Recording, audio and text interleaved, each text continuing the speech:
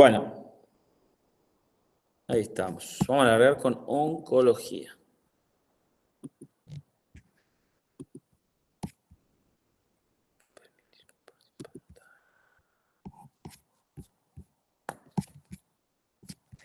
Acá me cuesta. No. Profe, disculpe, Sí, dime. antes de arrancar la clase, ¿usted podría decirme cuándo es la fecha del segundo parcial?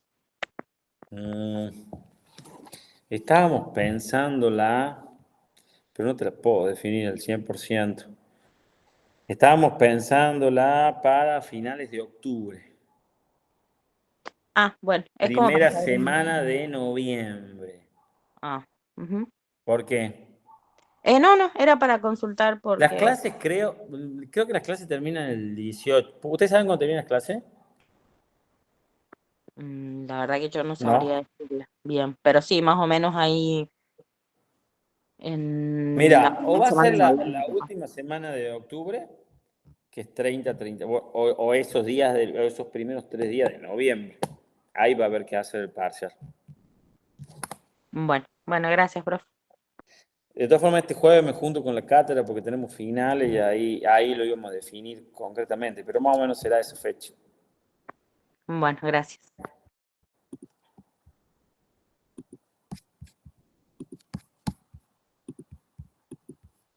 ¿Se ve?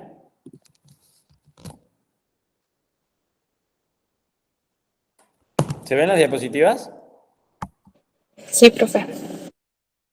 Bueno, vamos a hablar de la bolilla de oncología, ¿sí?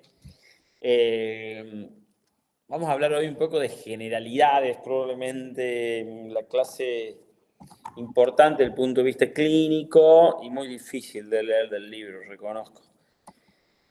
El cáncer es una enfermedad de altísima frecuencia, ¿sí? De altísima frecuencia. Ahora les voy a mostrar datos publicados la semana pasada donde la incidencia está aumentando en forma muy importante. De hecho, van a ver cómo el año 2009 al 2019 aumentó un 80% en menores de 50 años el cáncer, con lo cual, cuando ustedes sean médicos, el cáncer va, o sea, la Organización Mundial de la Salud espera o aproxima, o digamos, o tiene un número de que los casos se pueden llegar a triplicar para el año 2030, ¿no? Con lo cual, hagan la especialidad que hagan, no hagan lo que hagan, van a tener un paciente probablemente con cáncer o van a haber pacientes con cáncer.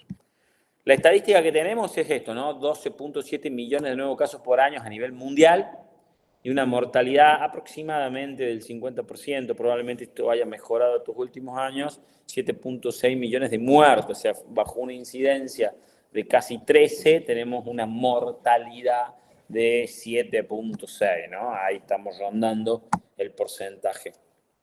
Hay una cosa que se llama Globocam, que va contando, digamos, de 188 países y un poco saca la estadística. 56% de los casos, 63% de muerte. El cáncer, bueno, acá varía de acuerdo a la región, ya lo vamos a ver en datos más actualizados. El cáncer que se diagnostica más comúnmente es el de pulmón cuando tomamos sexo masculino y femenino, ¿no? O sea, cuando tomamos globalmente, el más frecuente es el de pulmón, el de segunda frecuencia es el cáncer de mama, que esto no es lo mismo cuando es mujer, ¿no? Y el cáncer, en tercer lugar, es el cáncer colorectal. Las causas más comunes, eso es en incidencia, recuerden que incidencia es frecuencia y otra cosa es la mortalidad. El cáncer más mortal es el cáncer de pulmón también, representando casi el 20% de las muertes por cáncer. Y luego en mortalidad sigue estómago, hígado y todos esos países. Y después hay una clara diferencia entre países de altos recursos y países de bajos recursos, ¿no?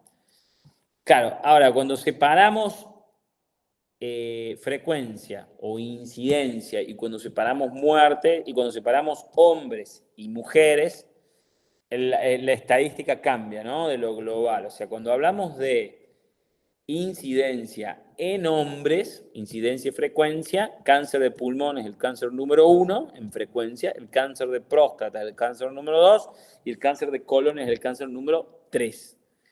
En mujeres, el cáncer de pulmón no es el más frecuente, sino que es el cáncer de mama el más frecuente, el cáncer de colon en segunda frecuencia, y el cáncer de cuello uterino sigue siendo frecuente en las mujeres. Esto no quiere decir que no sean cáncer, esto es independientemente del estadio, ¿no? Cáncer de cuello uterino también, perdón, cáncer de cuello uterino también puede ser un carcinoma in situ uterino, ¿no? Un cáncer de cuello uterino.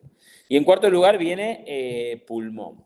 La mortalidad, si separamos hombres y mujeres, el cáncer que más muerte produce es el cáncer de pulmón, el cáncer de mama es el que mayor muerte produce en la mujer. Ahora, si yo les pregunto cuál es el cáncer que tiene mayor muerte, igual que esto estaba en estas preguntas por ahí en el preguntero, ¿no? ¿Cuál es el cáncer que produce más muerte en el mundo? Y no decimos ni hombres ni mujeres, es pulmón. ¿Cuál es el cáncer más frecuente en el mundo? Es pulmón.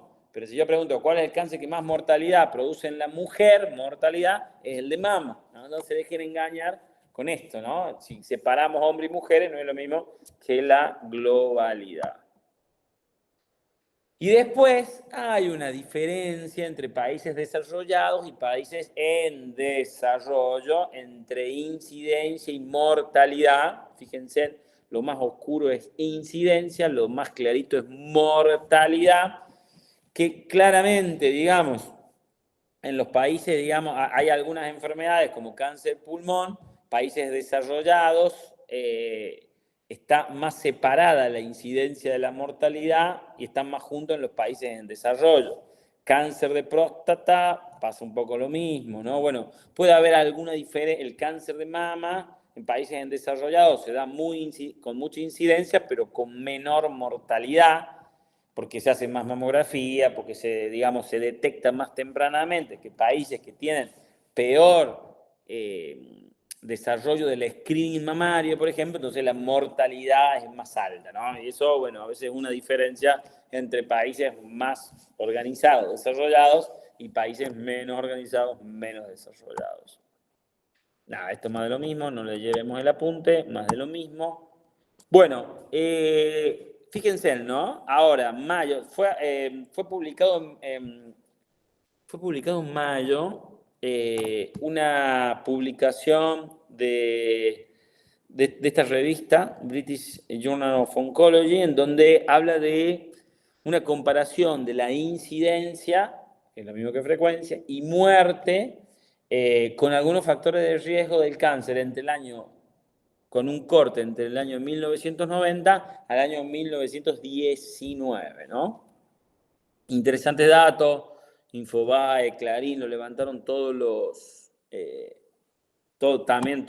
periodistas. Primero, ¿qué datos interesantes tiene esto? Tiene algunos datos interesantes. La incidencia en el año 2019, la muerte en el año 2090, incidencia, mortalidad. La incidencia fue aumentando en cáncer digestivo, por ejemplo. ¿Sí? Si uno ve, vamos a la actual, digamos, vamos a la cosa, fue aumentando la incidencia en cáncer de piel, en cáncer de mama del 16%. Fíjense, en el año 90 los cánceres digestivos eran muy frecuentes, incluso un poco más. El cáncer de piel en realidad aumentó ahora, si uno lo compara. El cáncer de mama era 16.5% y ahora, antes era 14%. Todo lo que es sistema reproductivo, ¿sí? 14.5%, más o menos se mantuvo igual. Y la mortalidad de cáncer digestivo realmente era alta en el año 90, sigue siendo alta en el año 2019, todo lo que es respiratorio y mortalidad se mantienen con valores altos de mortalidad. Esto es en el rango hasta 50 años, ¿no? Que es lo que ahora les quiero... ¿qué les quiero decir con esto? Que, claro, el artículo es de la semana pasada, por eso es muy reciente, pero lo que muestra este artículo es que la incidencia global en pacientes menores de 50 años aumentó un 79.1%. ¿Sí? Ese es el dato alarmante de este artículo, ¿no? Que la población joven de menores de 50 años aumentó la frecuencia. Ya vamos a ver un poco las causas por la cual sucedió esto. Esto es más de lo mismo, ¿no? Es más de lo mismo, más si uno ve si uno ve cáncer de mama, esto es incidencia de los 90, incidencia del 19. En realidad, la incidencia por cáncer de mama, si uno la compara los 90, aumentó, ¿sí? Probablemente hacemos obvio que esto no es que haya mayor número de casos también. Primero, somos más población mundial. Segundo, hacemos más mamografías que lo que hacíamos en el año 90. ¿Se entiende? La incidencia en los cánceres no melanoma de piel también aumentó. El cáncer cervical se mantuvo prácticamente estable teniendo vacunas, ¿no? Lo cual llama un poco la atención. Bueno, y la mortalidad acá sigue siendo alta en cáncer de mama, tanto en los 90 como ahora en el año 2019. Un artículo súper reciente. La incidencia, todos los cánceres fueron aumentando y disminuyendo su incidencia, digamos, cáncer de próstata tuvo un aumento de incidencia, después empezó el screening de cáncer de próstata y fue bajando, hay screening de cáncer de pulmón también hoy que está haciendo bajar la mortalidad, o sea, todo lo que es screening, la definición de screening, está bueno decir la definición de screening. Screening es todo procedimiento que tiene reducción de la mortalidad, que no es lo mismo que detección temprana. Es decir, hay algunas maniobras, les doy un ejemplo, ecografía para tumores de ovario, hacer ecografía una vez al año para mujeres para ver si tienen tumores de ovario o no. Bueno, hacer ecografía a las mujeres y descubrir, digamos, eso no se vio traducido en una disminución de la mortalidad de esa patología. En cambio, hacer mamografía en todas las mujeres, cuando vos haces mamografía como screening, disminuye la mortalidad. Entonces, el primer término que tienen que diferenciar es screening de detección temprana. Vos podés tener un método de detección temprana, pero eso no se va a traducir en disminución de la mortalidad como es screening. Próstata, por ejemplo, no tiene screening. La detección temprana del cáncer de próstata, que se hace a partir de los 50 años con PSA y tacto rectal, hacer esa maniobra de detección temprana no te produjo en la población disminución de la mortalidad, ¿no? Es un término de población, no de individuo. Es muy importante que entiendan eso. Lo que recientemente se descubrió que es un método de screening que disminuye mortalidad es el screening en cáncer de pulmón, por ejemplo, ¿no? Hacer tomografía no a cualquiera, sino una población seleccionada que son altos fumadores, más de 20 cigarrillos por día. Si vos a esa población le haces una tomografía que se llama de baja tasa una vez por año, entonces le descubrís tumores que terminan disminuyendo la mortalidad. Colon, por ejemplo, también tiene su método de detección temprana a través de la colonoscopía, a través de la sangre oculta en materia fecal, pero no disminuye la mortalidad. Entonces, nada, ¿no? Esa diferencia entre detección temprana y screening, que no es exactamente lo mismo. Bien, eso es como término, cosa, después más de la estadística. Fíjense en este cuadro, ¿no? Alarmante. Primero, entender que si nosotros tomamos la causa de muerte de todas las edades, ¿sí? ¿De qué se muere la gente en el mundo? Por supuesto, no tenemos datos en Argentina, estamos hablando del mundo. ¿De qué se muere la gente en el mundo? Hombres y mujeres se mueren de enfermedades cardiovasculares. Independientemente de la edad o lo que sea, esa es la causa número 1 de muerte en el mundo, tanto hombres como mujeres. Pero la segunda causa de muerte es el cáncer. La segunda causa de muerte es el cáncer. ¿Sí? Con lo cual, fíjense en la importancia que tiene esto a nivel de impacto de conocer la patología oncológica. Después, si uno empieza a dividir por edad, y entonces va a los 20 años, 20, 39, 40, 50, 60, 50, 70, bueno, la patología, los accidentes, ¿sí? Accidentes se ponen en primer lugar a nivel mundial y digamos, en mujeres, bueno, en muchos de estos sectores el cáncer sigue siendo una causa muy frecuente. Pero entre los 40 y los 70 años, 80 años, ojo, ¿no? Es parte muy importante de un país productivo a esta edad, ¿no? 40, 50 años, 40, 60 años en la parte productiva de una persona. Por eso esto tiene un impacto también a nivel de salud pública y por eso la salud pública está tan preocupada por una enfermedad de eso, porque encima estamos diciendo que va a aumentar la frecuencia, que va a aumentar la incidencia, y encima ha aumentado la incidencia desde el 2009 a 2019 en un casi 80% en esta edad, que es la primera causa de muerte. Entonces, por eso es tan importante empezar a conocer la patología oncológica, porque va a pasar por un consultorio, va a pasar por clínica médica, va a pasar en algún lado y hay que tener como diagnóstico diferenciales los diferentes cánceres. Y después, por supuesto, que en la gente más grande, más de 80 años, las enfermedades cardiovasculares vuelve a ser la primera causa de muerte a nivel mundial, ¿no? Por eso es tan importante hablar de patología oncológica. ¿Qué otra cosa es importante? Bueno, no, nada. Después hay que entender que no es lo mismo cómo se muere un paciente con enfermedades cardíacas que cómo se muere un paciente con cáncer, ¿sí?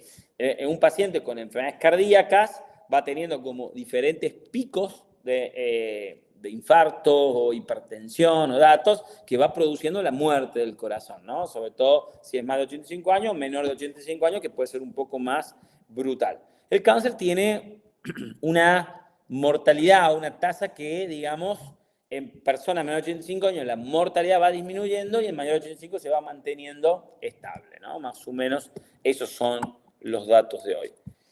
Y lo que sí es cierto es que la mortalidad, no la frecuencia, está cada vez disminuyendo más en cáncer, ¿no? De hecho, si uno traza una curva de donde lo que esperaba, en realidad, por más que la incidencia de cáncer esté aumentando, la mortalidad está disminuyendo por dos razones absolutamente específicas. Primero, porque detectamos más tempranamente, o sea, tenemos métodos mucho más accesibles y mucho más específicos para detectar. Seguramente hoy hay muchas más tomografías de las que se podían hacer en el año 2000, digamos, en el 90, ¿no? Hay mucho más tomógrafos de mejor calidad. Y eso es importante, entonces entender que la incidencia está aumentando, pero que la mortalidad no está aumentando al pico de la incidencia, de hecho está bajando la mortalidad por cáncer.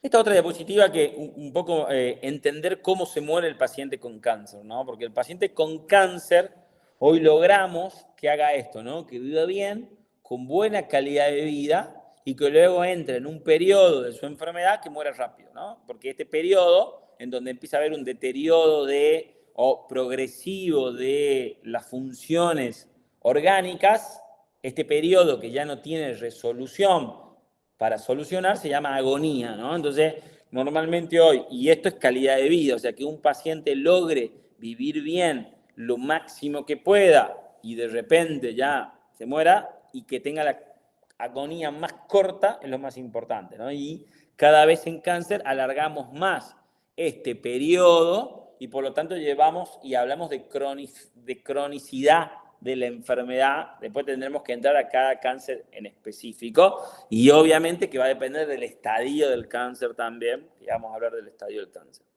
Las enfermedades cardiovasculares van teniendo un deterioro más paulatino de las funciones, ¿sí? Porque vas haciendo, como de vuelta, un infarto, vas haciendo hipertensión, otro infarto, entonces vas de a poco deteriorándote, igual que el anciano, ¿no es cierto?, que va prolongándose gradualmente va deteriorando sus funciones orgánicas, ¿no? Y bueno, y esto es un poco lo que le decía, ¿no? O sea, la mayoría de los cánceres, la estrategia están puestas acá, en la parte verde, ¿no? Donde el paciente mantiene un buen estado funcional, una buena calidad de vida, una cronificación de su enfermedad, y este periodo es el que más se debe acortar, digamos, maniobras paliativas, donde este periodo sea el más corto, que es el de mayor sufrimiento para los pacientes, ¿no? Igual hay toda una especialidad de medicina paliativa hoy, que es cuando ya no hay más solución de tratamiento. Causas conocidas del cáncer que están provocando este aumento claro en la incidencia del cáncer, sobre todo en personas jóvenes. Está bien claro que hay factores ambientales, está bien claro que tiene que ver la alimentación, que tiene que ver el estilo de vida, que tiene que ver la exposición ocupacional, ¿sí? Asbesto, mesotelioma, bueno, hay muchos ejemplos que ahora vamos a ver, agentes biológicos y factores farmacológicos y iatrogénicos. Hay que entender que también puede haber factores iatrogénicos que puedan provocar alguna enfermedad oncológica, por ejemplo, las radiaciones, ¿no? Por ejemplo, los que trabajan en radiografía, aunque hoy todo eso se cuida un montón. El alcohol es una causa de cáncer. Quiero decirles que el alcohol es una causa de cáncer. Cáncer de esófago, cáncer de cabeza y cuello, cáncer de hígado, que es el hepatocarcinoma, y el cáncer de mama también está asociado al alcohol. Importante que entiendan que el alcohol produce cáncer y estos tipos de cáncer. Cáncer de cabeza y cuello es toda la región, ¿no? De lengua, labio, faringe, hipofaringe, todo eso es cabeza y cuello. No es cerebro, ¿no? No es sistema nervioso central. Cáncer relacionados al hábito de fumar, ¿sí? O sea, el cigarrillo produce cáncer de pulmón, cáncer de laringe, cavidad oral y esófago, y contribuye, no es causa principal, del cáncer de páncreas, del cáncer de vejiga, del cáncer de riñón, del cáncer de estómago y del cáncer de cuello uterino, ¿no? Así fíjense en la importancia de eliminar el hábito del cigarrillo, más allá de lo que produce el cigarrillo en otras patologías, ¿no? Causas principales, factores contribuyentes del cigarrillo. Agentes infecciosos, virus, que producen cáncer. Hepatitis B produce hepatocarcinoma, si no se cura bien. Hepatitis C produce hepatocarcinoma. El virus de HIV produce sarcoma de Kaposi. Hay otro virus que también es el HTLV, que produce el linfoma de células T. El HPV, sobre todo algunas cepas, la 16, la 17, produce cáncer de cuello uterino. Recuerden hoy que hay una vacuna para HPV que debe comenzar antes de relaciones sexuales, tiene 3 dosis de refuerzo, o sea, son 3 dosis en total, pero hoy hay una vacuna para HPV que la Argentina lo tiene dentro de su calendario de vacunación gratuito, y esto es fundamental para eliminar una de las principales patologías que vemos en La Rioja, y luego está el virus de Epstein-Barr, que produce el linfoma de Burkitt, un linfoma nasofaringio, y lo que se llama enfermedad de Hodgkin, que es un tipo de linfoma también. O sea que los virus pueden producir cáncer, ¿sí? Las bacterias pueden producir cáncer. Ejemplo clásico, Helicobacter pylori produce cáncer de estómago. Está claramente demostrado que hay que erradicar el Helicobacter pylori, hay que hacer endoscopía a los pacientes que tienen síndrome de gastritis. Si en esa biopsia da Helicobacter positivo, tenemos que eliminarlo porque el Helicobacter pylori produce cáncer de estómago, ¿no? Después hay otras bacterias raras que no se ven en Argentina, pero bueno, el Helicobacter pylori sí se ve, es una bacteria, produce gastritis, esa gastritis y esa bacteria va a producir un cáncer de estómago, con lo cual hoy el Helicobacter pylori positivo es considerado una enfermedad pre-neoplásica, ¿no? Igual que el esófago de Barrett, que es, digamos, la gastritis del esófago, como quien dice, también es considerada una enfermedad pre-neoplásica, ¿no?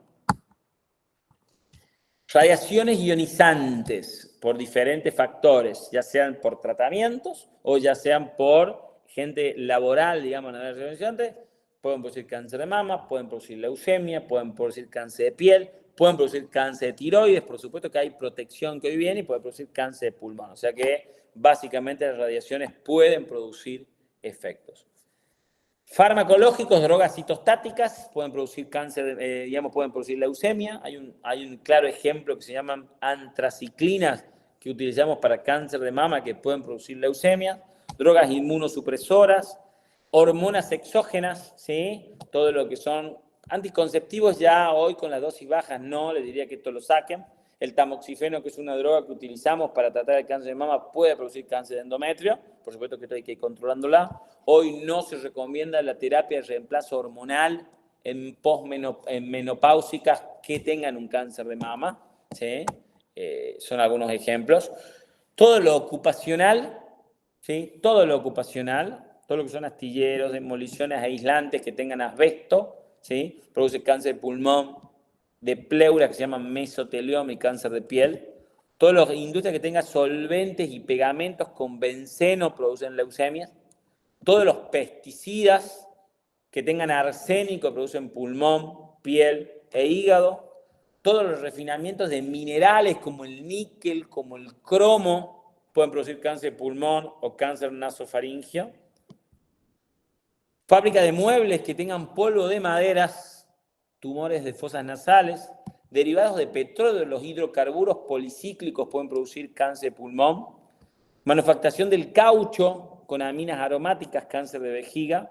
Los vinílicos, clorhidrato de vinílico, hepatocarcinoma. El radium, que también es una cosa que irradia, cáncer de pulmón y cáncer de hueso. Y no se olviden nunca de la exposición solar, la luz ultravioleta y el cáncer de piel, ya sea melanoma, que es el del melanocito, o los no melanoma, que es el carcinoma epidermoide de piel, ¿no? Pero bueno, todos estos factores ambientales, o sea, ocupacionales, son carcinógenos. Y después factores de riesgo genéticos en cáncer, ¿no? Que haya predisposición genética. Normalmente decimos que las causas del cáncer son multifactorial. Una causa, un organismo predispuesto con un factor ambiental. Entonces ahí tenemos lo que se llama inactivación de genes supresores o de células germinales, activación de oncogenes, defecto de la reparación del ADN. Yo alguna vez les expliqué que el ciclo celular el ciclo celular tiene diferentes partes, digamos.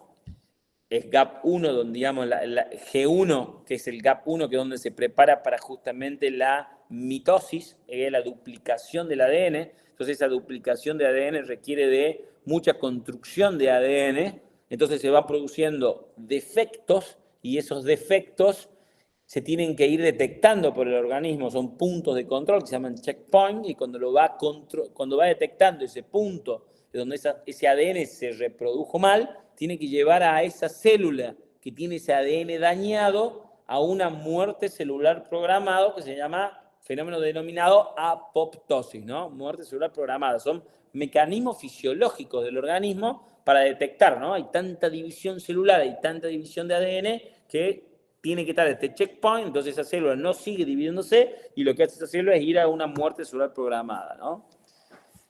Atributos genéticos, arquitectura tisular normal, promotores y represores humorales que puedan provocar. Vamos a ver un poquito mejor eso. Factores de riesgo genético, historia familiar del cáncer. Sepan que cuando hay una historia familiar la frecuencia es mayor. Cánceres que aparecen en jóvenes suelen ser más hereditarios. A su vez, tumores múltiples y bilaterales con compromiso multisistémico. Hay que sospechar en probables factores genéticos. Hoy hacemos mucho testeo genético igual, ¿no? Ahora voy a dar algunos ejemplos. Estos son los ejemplos. Hay síndromes familiares, neurofibromatosis tipo 1, neurofibromatosis tipo 2, enfermedad de von Hippel-Lindau, que produce tumores del sistema central, de médula, de riñón, de páncreas. Síndrome de Lee-Freneu, que produce todos estos tipos de cáncer que ustedes ven acá. El gen de tumor de Wilms, que es un tumor renal que se da en chicos. El síndrome de carcinoma de células basales, que produce cáncer de piel, sistema central y ovario, ¿no? Son todos síndromes de cánceres familiares, que uno puede hacer un testeo genético y detectar alteraciones genéticas en todos estos tipos de pacientes. La poliposis adenomatosa familiar, ¿sí? Que produce cáncer de colon, sobre todo, muy frecuente. Hay un cáncer hereditario no polipoideo, que se llama el síndrome de Lynch, ¿sí? Que no son, digamos, el paciente no tiene 100 pólipos, 200 pólipos, 300 pólipos, y eso es, sobre todo hay un Lynch 1 y un Lynch 2, que produce cáncer colorectal. El síndrome de Cohen, que es más raro, y después estos que no son tan raros, que son los BRCA, que son genes supresores de tumores, que se encuentran en el cromosoma 17, no importa, pero existen dos, BRCA1 y BRCA2. BRCA1 está asociado a cáncer de mama y cáncer de ovario, y BRCA2 a cáncer de mama tanto femenino como masculino, ¿no? Ustedes son muy jóvenes, pero había un caso de Angelina Jolie, que era una actriz muy famosa, que tuvo cáncer de mama. Hay ciertas características del cáncer de mama que te hace pensar que puede ser hereditario. Entonces, hoy se puede medir BRCA1 y BRCA2. Bueno, esta mujer fue una actriz muy famosa, terminó teniendo una mutación de BRCA1, entonces tuvo que sacarse las mamas. la mama contralateral también, y tuvo que sacarse los ovarios, ¿no? Hoy medimos en La Rioja prácticamente todo este testeo genético, se hace perfectamente bien, sobre todo cuando son pacientes jóvenes, cáncer de mama que se llaman triple negativo, no hormonales, bueno, algunas características que tienen que tener, hacemos perfil genético y la verdad que uno puede detectar estas cosas. La Instituto Nacional del Cáncer de Estados Unidos estima que la tasa de mortalidad podría disminuir entre un 8 al 16% y un 15% si disminuimos el uso de tabaco. Hoy está no recomendado el fumar. Un 8% por dietas mesuradas, o sea, si nosotros podríamos reducir las grasas y hasta un 25% si pudiéramos duplicar el consumo de fibra. Un 3% por detección temprana. Fíjense en lo importante que es el cambio de hábito de vida. De hecho, la última diapositiva que voy a terminar es con una diapositiva que tiene la Organización Mundial de la Salud, cómo disminuir el 40% del cáncer total, ¿no? Y un 10 a un 26% con la estricta aplicación de tratamientos actualizados, porque este es otro problema grande que tenemos, ¿no? Que los tratamientos deben ser actualizados para poder tratar bien ese paciente, para poder curar bien ese paciente.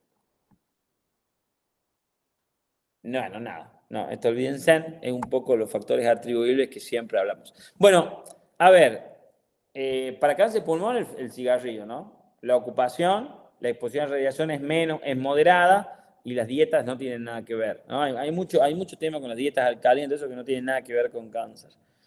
Colorectal, dietas en grasa y baja en vegetales, es un factor relativo, un factor atribuible, inactividad física. Por eso van a ver que la Organización Mundial de la Salud recomienda actividad física. Después tenés en mama, que esto lo ven mucho, sé que en ginecología, primer embarazo antes de los 30 años, exposición a radiaciones, nunca casada no tiene nada que ver, ¿no? Es por el embarazo en sí, ¿no? La nuliparidad puede producir mayor riesgo, la obesidad puede producir mayor nivel de estrógenos, entonces, nada, todos son factores que pueden ser de riesgos modificables, no como los genéticos. El cáncer de cervix, repito, hoy tiene vacuna, ¿sí? Hay que insistir mucho con la vacunación del cáncer de cervix, mucho, porque eso es lo que nos va a disminuir la posibilidad.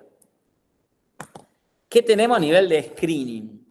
Screening y detección temprana, las dos cosas. Porque recuerden que no, si bien es cierto la gente confunde screening con detección temprana, los médicos también, no tienen exactamente la misma definición porque el screening demuestra disminución de la mortalidad y la detección temprana no necesariamente te disminuye la mortalidad en la población, ¿no? Screening es un método masivo a su vez. Cáncer colorectal a partir de los 50 años, sangre oculta en materia fecal y colonoscopía o sigmocoloscopía se puede hacer. PSA y examen rectal en hombres para el cáncer de próstata a partir de los 50 años. El Papa Nicolau bajó su edad de screening, ¿sí? Y se recomienda antes de empezar la actividad sexual y en cuanto empiece a hacer la actividad sexual. El autoexamen mamario y la mamografía, sin duda, a partir de los 40 años, cada año, es importante entender. Y después, otra cosa que recomendamos, pero que se hace muy poco, son chequeos generales oncológicos, que no está demostrado que disminuye la mortalidad, no son métodos de screening, pero es recomendable entre los 20 y los 40 años, cada 3 años, hacer algún chequeo oncológico y más de 40 años, digamos, también hacer un chequeo oncológico, ¿no? Lamentablemente se hace poco chequeo oncológico, se hace mucho chequeo cardiovascular, pero poco chequeo oncológico.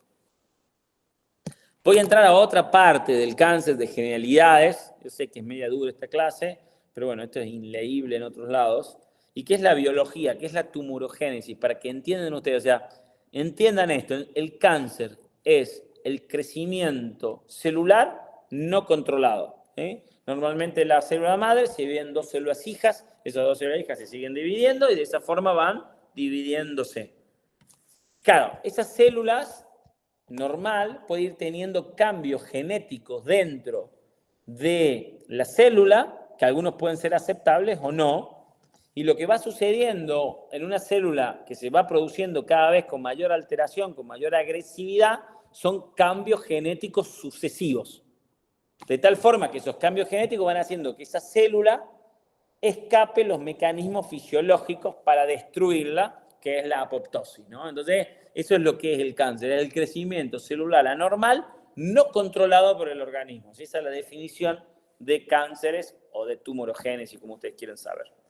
Entiendan también, ya como médicos, que cuando un cáncer va creciendo, no todas las células son iguales y existe esto que se llama heterogenicidad tumoral. Entonces, dentro del grupo de células, si bien es cierto, hubo una primera que es la que se alteró, se van formando diferentes células con diferente posibilidades dentro de esa masa tumoral. Entonces, habrá el tumor, siempre digo esto, ¿no? Es un ser vivo dentro de un ser vivo, va a crear células que tengan posibilidad de metástasis, otra que tengan posibilidad de crear alimentación, otra que permitan generar, digamos, vasos sanguíneos para que le llegue bien la sangre y puedan alimentarse. O sea, dentro de ese tumor existe una heterogeneidad de células con diferentes funciones, ¿no? Entonces, es un tema complejo a tratar. Y que, por supuesto, que un tumor haga metástasis o no haga metástasis va a depender de un montón de factores. Factores anatómicos, microambiente del organismo, factores de angiogénesis, o sea, la capacidad que tenga el tumor de crear sus propios vasos sanguíneos, y también de la respuesta inmune del organismo. De hecho, uno de los tratamientos que más ha avanzado en cáncer estos últimos 5 o 6 años es la inmunoterapia, ¿no? El poder darle al paciente o enseñarle al paciente a través de drogas cómo tratar con inmunoterapia, ¿no? Cómo potenciar su sistema inmunológico, ¿no? Probablemente cuando hablemos de cada cáncer pueda dar algún ejemplo en particular. Recuerden la biología de una célula cancerígena, ¿sí? Que con núcleos absolutamente anómalos, citoplasma anómalos, creación de vasos sanguíneos, ¿sí? O sea, nada que ver una célula cancerígena, que es la que ve el patólogo en el microscopio, que una célula normal, ¿no? Y lo que tiene es esto, ¿no? Lo que tiene es que ese cambio que vemos fenotípico, ese cambio en la célula, en realidad cambia lo que cambia un oncogen, ¿sí? Un oncogen, un gen normal que se muta, que cambia, que se altera y pasa a dar función no controlada, ¿sí? Sino a autoabastecerse a sí mismo, a tener esto que se llama estimulación autócrina, ese gen que se mutó se convirtió en oncogen. Y ese oncogen es la que tiene la actividad genética desde el propio ADN, porque el cáncer es una enfermedad del ADN, ¿no es cierto? Está claro esto, son oncogenes que lo que hacen es liberar factores de crecimiento. Esos factores de crecimiento, que son proteínas, a su vez crean sus propios receptores, que no son controlados por nada, entonces hay todo un mecanismo de autoestimulación que puede vivir sola. O sea, esta célula puede vivir absolutamente sola porque va creando sus propios mecanismos para vivir sola, ¿no? Bueno, esto está muy estudiado hoy en la oncología, entonces tenemos drogas que actúan sobre algunos oncogenes, tenemos terapia génica, tenemos terapia inmunológica, tenemos bloqueos de receptores, ¿sí? Todo esto hoy es muy largo, ¿sí? Y se puede actuar a diferentes niveles de acuerdo a la patología, de acuerdo al cáncer, de acuerdo al estadio, de acuerdo a un montón de cosas, ¿no? Esta es la diapositiva más importante para mí, para los que no tengan nada que ver con la oncología, pero por ejemplo hagan, no sé, cirugía o dermatología o cualquier otra especialidad. Hay que entender que en el proceso de patogénesis de un cáncer, una de las primeras cosas que busca el tumor es el vaso sanguíneo y circular por el torrente sanguíneo. ¿Por qué digo esto? Porque cuando uno saca un tumor, ¿sí? Uno saca un tumor de la piel, que lo ve en la piel, y cree que con eso ya lo curó, por más que tenga márgenes libres, no entiende que si eso ya pasó la membrana basal y hay vasos sanguíneos, existe una alta probabilidad de que estén corriendo células a través del torrente sanguíneo que por algún motivo, en algún momento de la evolución de ese paciente, por factores anatómicos, ambientales, inmunológicos, se deposite en otro órgano y haga una metástasis. Por ende, el cáncer, por definición, es una enfermedad sistémica. ¿Está claro? Sistémica. Es una enfermedad no local, por más que sea local, es sistémica y la posibilidad de tener una recaída por este mecanismo es muy importante.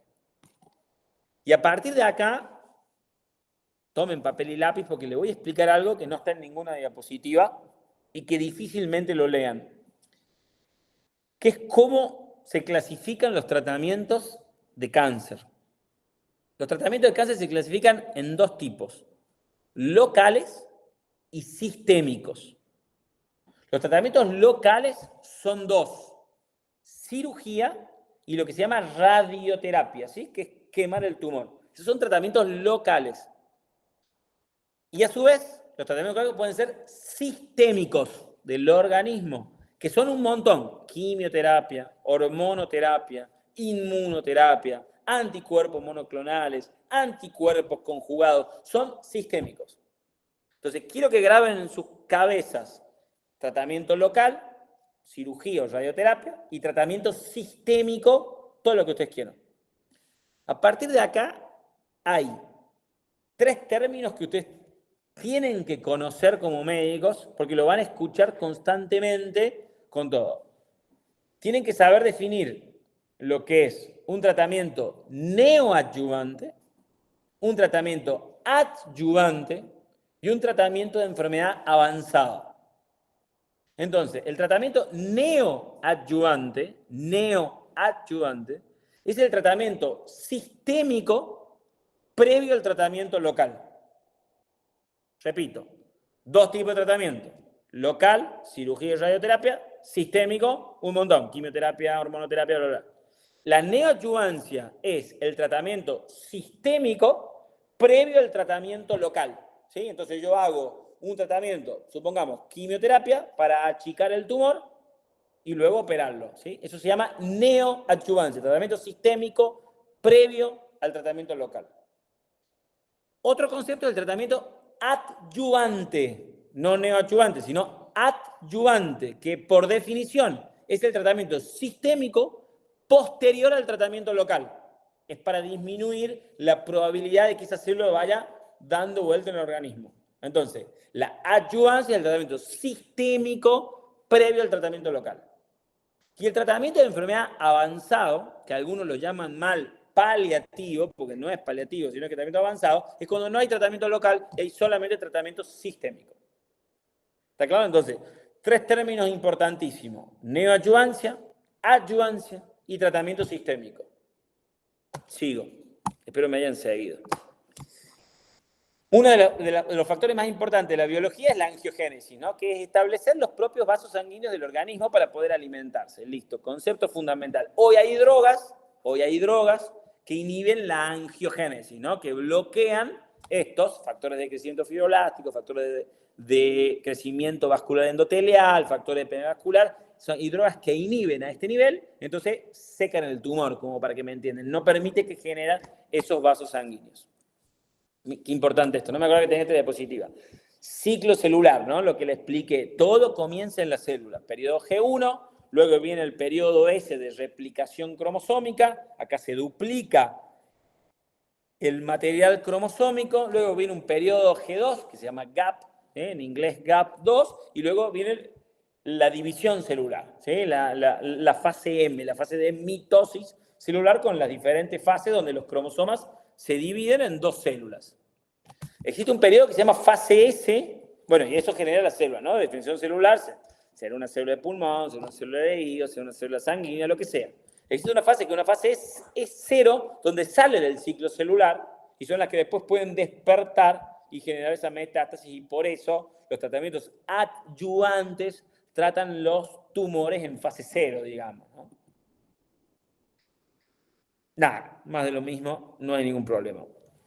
Esto sí es importante, porque esto habla a las claras del poco tiempo que tenemos cuando descubrimos un cáncer. Porque la mayoría de la etapa del cáncer, o sea, si uno ve, la muerte se produce cuando la célula logra reproducirse 10 a las 12 veces. Ahí es cuando se logra, se produce la muerte, el umbral de muerte. Entonces, pero el problema del cáncer es que se hace indetectable desde el punto de vista clínico hasta 10 a las 9, y a la muerte solamente se produce a 10 a las 12. Por eso la importancia de encontrarlo antes de que sea clínicamente manifiesto el cáncer, ¿no? Y los métodos de screening van a esto, justamente, a detectarlo cuando no es clínico. Oye, ¿cómo me tengo que ¿qué síntomas tiene el cáncer? No, ninguno. Hay que ir asintomático. La mamografía hay que hacerlo antes de tocarse el nódulo. Los exámenes prostáticos me lo tengo que hacer antes de tener síntomas prostáticos. O sea, no tengo que tener síntomas porque una vez que tengo síntomas, ya tengo menos tiempo que si lo descubrí sin síntomas, ¿no? Otro concepto importante.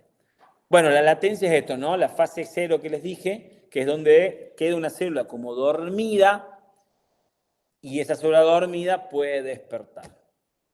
Ya termino, prometo no ir muy allá. ¿Cómo encaramos al paciente? No, esta la paso. Bueno, estos son los marcadores tumorales. Los marcadores tumorales para cáncer de páncreas son el CA19-9, para cáncer de mama el CA15-3, para cáncer de ovario el CA125, para el cáncer de próstata el PSA, son tumores germinales, tumores testículos, la alfa-fetoproteína o la beta-HCG. Todos estos son marcadores tumorales que son muy comunes, los pedimos muy frecuentemente. Todos los tumores se clasifican de la misma manera.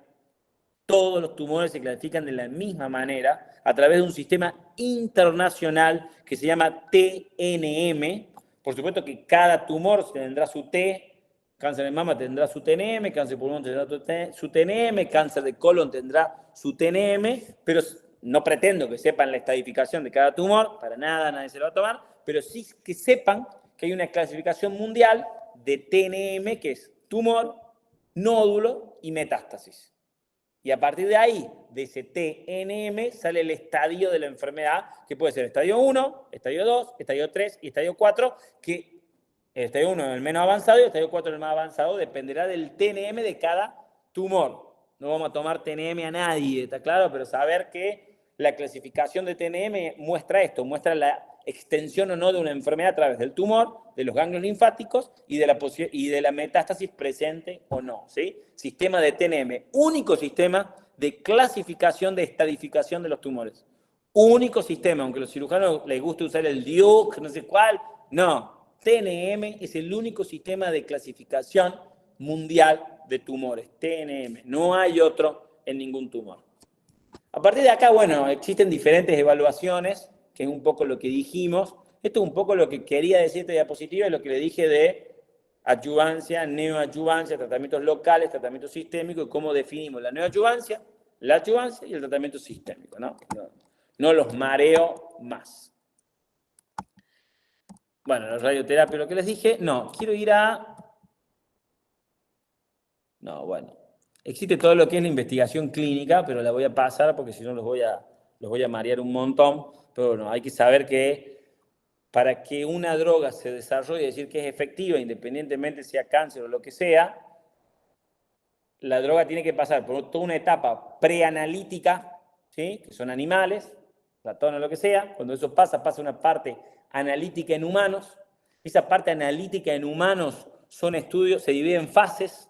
Fase 1, fase 2, fase 3 y la fase 4 es la fase comercial, es cuando el fármaco ya está. Entonces, supongamos una droga para la hipertensión arterial, ¿no es cierto? Que quedamos de desarrollar. Bueno, primero la probamos que le baje la presión en los animales. Puede ser mono, puede ser rata, puede ser lo que sea, animal. Listo, perfecto, lo hicimos. Pasamos a un humano. Bueno, vemos fase 1. En fase 1 vemos qué dosis, vemos qué efecto secundario hay. Pasa al fase 2. Después pasa a fase 3, que son estudios randomizados. Cuando digo, bueno, está bien, pero yo tengo enalapril. ¿Cómo sé que esta droga es mejor que el enalapril? Bueno, porque lo comparo en una misma población y hago un estudio randomizado, ¿sí? Comparo 500 pacientes con enalapril, 500 pacientes con mi droga en estudio, los comparo en el mismo tiempo y veo cómo evolucionan. Y entonces ahí digo, bueno, la droga en estudio es mucho mejor que el enalapril. Entonces ahora la droga estándar es esta.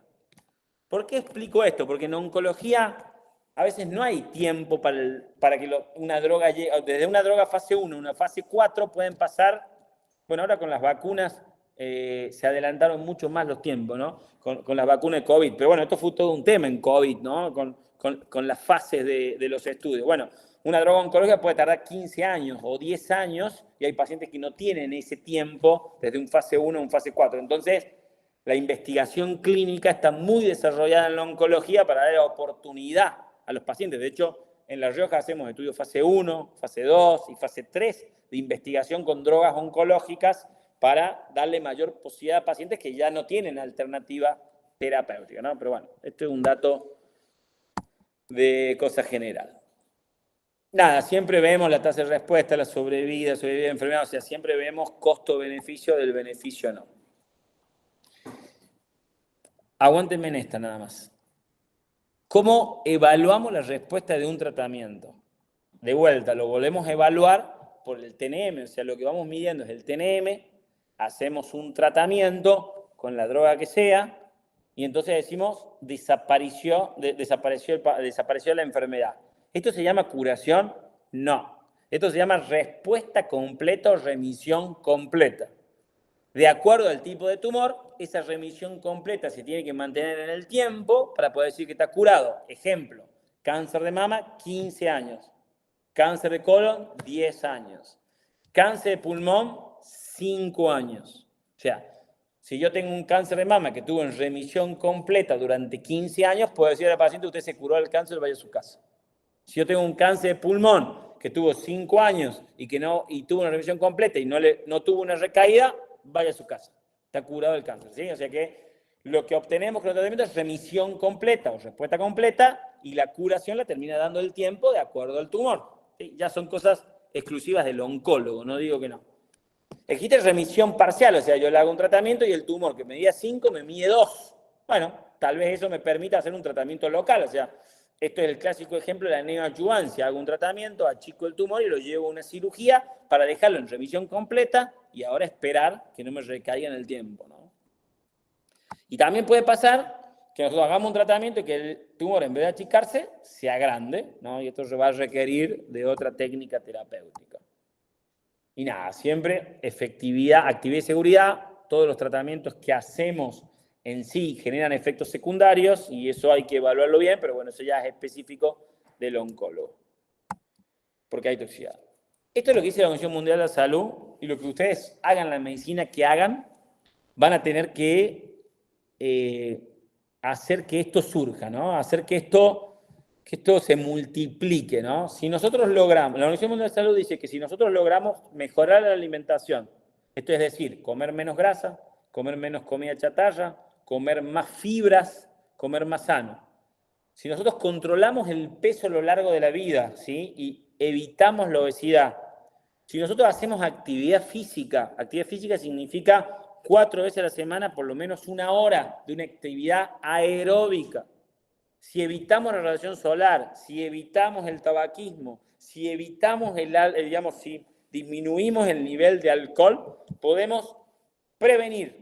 Significa evitar un 40% de los cánceres. Y esto es lo que hoy todas las entidades, la Organización Mundial de la Salud, la Asociación Argentina de Oncología, todas las sociedades oncológicas tratan de transmitir a la población, de hacer un cambio de hábito de vida para lograr disminuir ese porcentaje que viene aumentando de los años 2009 a 2019 y que sigue aumentando y que la curva de incidencia probablemente se duplique o se triplique para el año 2030 si no logramos tratar de corregir estas cosas, ¿no?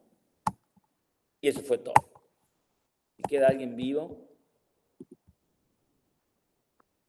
Profe, Sí. Vamos a tener la grabación. en los tratamientos lo que se busca es devolverle a la célula